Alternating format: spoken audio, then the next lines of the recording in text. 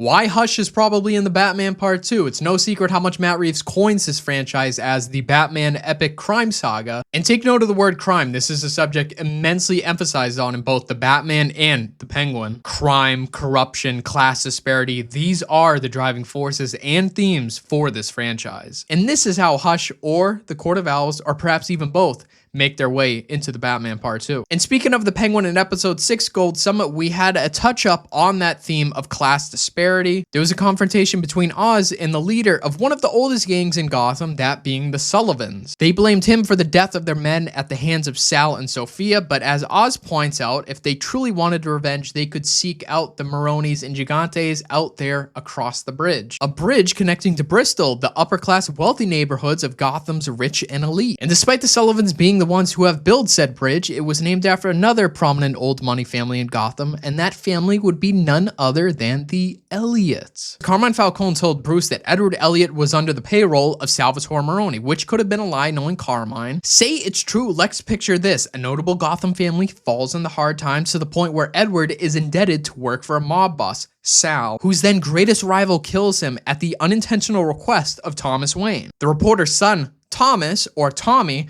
then becomes another one of Gotham's infamous orphans, for the whole of his life not knowing why his father was taken from him, only for it to be revealed publicly by the Riddler 20 years later that Thomas Wayne had him killed to save his mayoral campaign. So assuming this is the backstory for Hush in The Batman Part 2, when he's ready to adopt his villainous persona, he picks the befitting name of Hush as a slight against the Waynes for what they did to his father. We all know the Batman was essentially the becoming of Batman. Bruce was searching for an effect, and the Riddler served as a plot device directly mirroring Batman opposing his views as a vigilante, using that effect of vengeance and fear, but to spread death and mayhem. And of course, by the end of The Batman, Bruce realizes his ways have inspired madness. The takeaway of Gotham citizens from Batman was negative. He then finally understands what he wants Batman to stand for, the sort of beacon of light in the dark for the innocent. So if Part 1 technically used Riddler as a way to not only challenge Batman directly, but also to help him develop his purpose as a vigilante, then perhaps Part 2 could see the inevitable development of Bruce Wayne as a man, going from the reclusive lost prince to someone who gives back to Gotham